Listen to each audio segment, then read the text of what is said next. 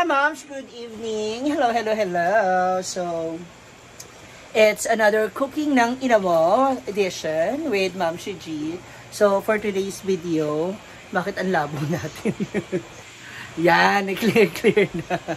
So, for today's video, patitikimin ko yung aking mga kasamahan dito sa hinaguan ng Maynila style ng nilaga and sinigang. So, yung ating mga boys, yung mga hinaguan boys, hindi naman lahat sila is baka ma-appreciate yung sinigang. So, meron tayong nilaga na style. Ito yung walang tanglad. So, ano lang, as in nilaga lang, timpla lang, yung style lang ng Manila. So, nagpakulo na ako dito. Hindi ko na nakuha na kanina yung ano. Kasi anong oras na po. So, nagpakulo na ako ng karne ng sinigang. So, meron niyang kamatis and sibuyas. Ayan, so pinapakulo lang natin muna siya maigi dyan. Sa kabila naman po ay nagpakulo rin ako ng, ayan na, kumukulo na, ng meat. Skandalo kasi yung lutuan natin. Ang ingay. So, meron din ako rito nilagang, Joel naman to sa kanila, sa nilaga. Dito po ay ribs o buto-buto. So, minix ko yan para matikman nila yung ibang, ano, nilagay ko kaunting ribs. Dito naman, ano ba yung nilagay ko dito? Basta hindi siya Joel. Andito yung Joel eh. Ayan. So, ayan. Nilagay ko na siya ng pamintang buo and ng cubes. Ng pork cubes. Ayan. So, tsaka asin na patimpla palasa natin. So, after that, mamaya ilalagay na natin yung ating mga gulay. Yan. So, mula dito sa ating sinigang, pwede na natin iligay yung ating ibang gulay. So, andun yung ating sitaw. Meron tayong sitaw, okra, talong, and of course, yung request po nung may hangover naming friend. Actually, siya rin nag-request itong ulam na to. Si Marian. Meron tayong labanos. Labanos mustasa. So, ito yung mga style natin sa Manila. Luto ng sinigang. So, yung iba naman sa kanila, nakatikim na nito, nakakakain. So, for a change. Gusto kong subukan to sa, sa karinderya, sa Ma'am Si Eatery. Kaya lang, baka hindi nila ma-appreciate, masayang yung luto ko ba. Ayan. Lagyan na natin yung mga sitaw. Since yung una natin nalagay kasi matigas-tigas. Mamaya na iba yung gulay. Ngayon, dito naman tayo sa nilaga. Kumukulo na rin siya. Ilagay na natin ang potato. Okay na rin. Katas niya. Kumulo na. Sunod na natin ang ating pechay at repolyo. Ayan. I love gulay. More gulay, more fun. Mas masarap. Diba? Ayan. Mas maraming gulay, mas malasa.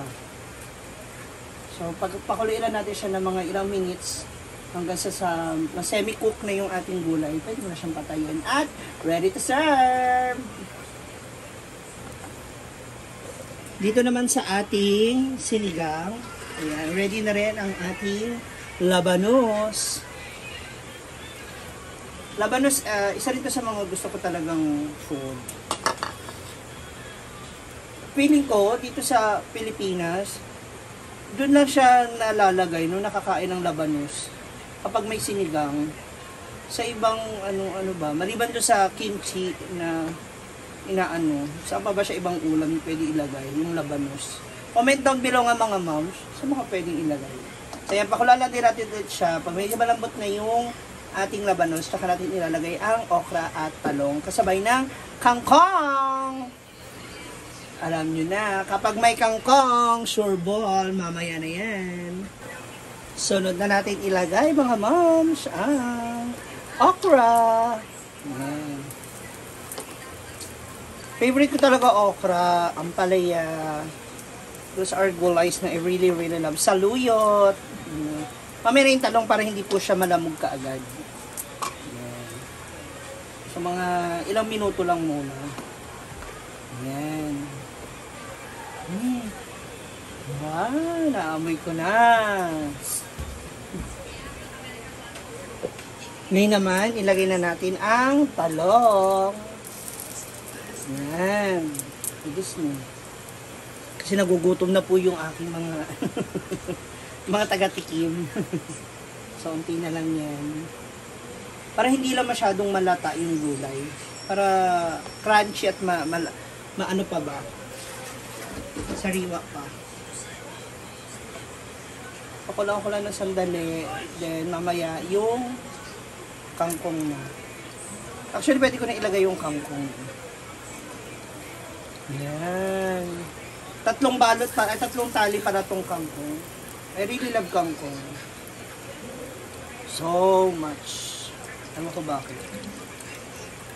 Naalala ko nung high school ako, alam niyo mga moms, yung culinary, home economics namin. So sa culinary namin, you have to, to cook your favorite dish.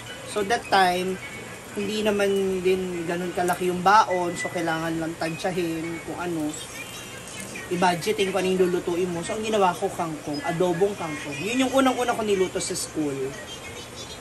Well, maliban sa pritong itlog, and isa yun sa mga pinakauna kong putahe na naluto noon, ang adobong kangkong. Ayan. So ayan, muna natin siyang kumulo. Then maya-maya, tsaka ko na ilalagay yung ating powdered na pampaasim. So nasa sa inyo yan, pwede yung gabi, pwede yung original. Tapos depende rin sa inyo kung ilan ang ilalagay nyo. Depende kung gaano karami yung inyong niluto or kung gaano kaasim yung gusto niyo. So you must try that. So hintayin muna natin siya kumulo. Then later lalagyan na natin siya ng powder. Eto na, lalagay na natin yung ating powder. So sa ganito karaming tubig at putahe, so meron akong dalawang medium size ng powder. So mostly huli ko na siya nilalagay. Bakit po? Kasi para lasap mo pa yung asim. Kasi pag una mo siyang nilalagay, mawawala na yung asim niya. So mas maganda rin siya, depende sa inyo kung style niyo, kasi kakapit na rin siya sa karne. So after 5 minutes, okay na to, or 3 minutes, pwede na to. Kakain na. Okay na din pala yung ating nilaga. Oh, di ba? Ang daming gulay. Sarap yan. Laps na naman. So, tikiman time. Tignan mo yung ano mo ngayon. Or pwede ko sa kanan, anak. Or be, sa paka-bowl.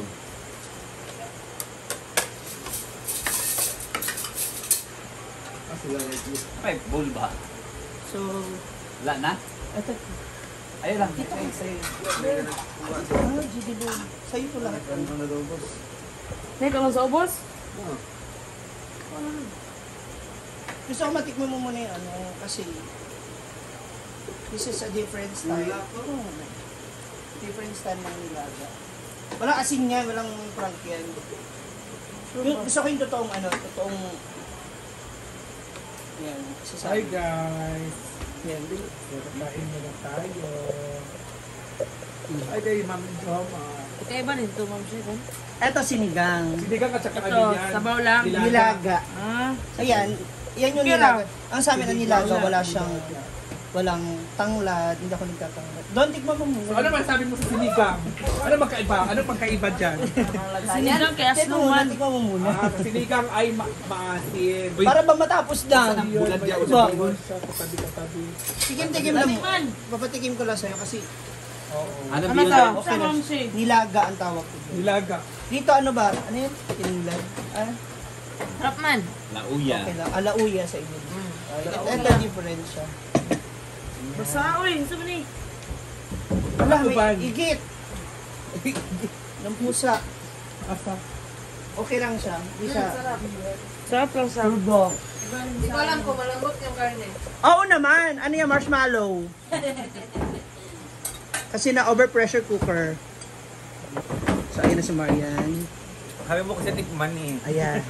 Hindi kasi yan yung luto natin sa Manila, yung style. Nakata na diri din, be? Wala tayong sili. Mas sili doon dala ko, oh. Pwede rin kayo kumuha ng sinigang doon ha. Inano ko lang kasi baka yung iba ayaw ng sinigang. Ay pa. Ano sila legit? Oh, kain na na. Wala nang ganda? Boss? Masin to. Kasi yung sinigang yan. How's the sinigang as you requested? Perfect. Ha? Asin. Cherry. I love Kasi galing yan doon sa pinagbabarang panty ni Oyong. Galing yan sa chan ko. Kinulangan lang. Cherry. Ang pindot ko. Diba? Sarap. Sure ba? Chisera. Asin ka lang. Yan. Sila na yung tag-viewer. Ano ba lagi parang pizza agad? Pero bigyan na nakita. Si Papa James andito na. Si Papa James ang kukumpleto. Sa nawawalang grupo. Huwag ako, wala akong punan. Uwi na si Amanda. Hindi. Kakawiyang niya ngayon. Ah, Kakawiyang ano niya siya? niya ngayon. Kaya alis na siya yun. Nagiligpit ko. Saan ka pupunta? Ah! Ah! Uwi ka na? Ah, Inday. Ah, si Inday sa mukha. Saan? Oh. Si Inday. Ah, Davao? Punta ng Davao ko. Oo. Ah, pang-Brenda. Oo, sinama siya.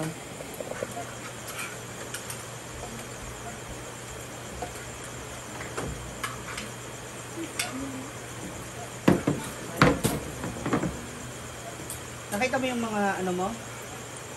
Yung white? Ha? Hindi, inabanos? Ni ano ba? Ni Marian? Sabi niya kasi kahit lambanos daw kanina. Sana na lang yung ginawa natin, bulan mo.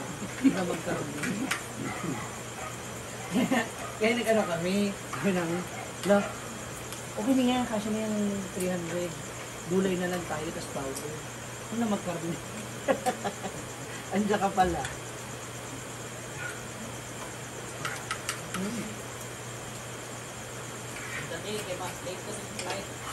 Ang mo sila. Davao. Apa siya? Kadi Laila. Ayaw kasi pagkain nila na naman. Jigyanan.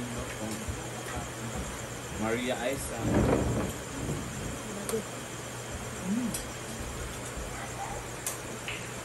O sa ibang boys.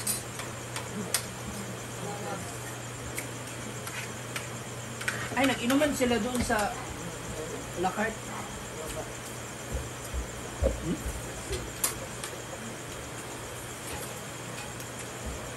Ay, ba din dala?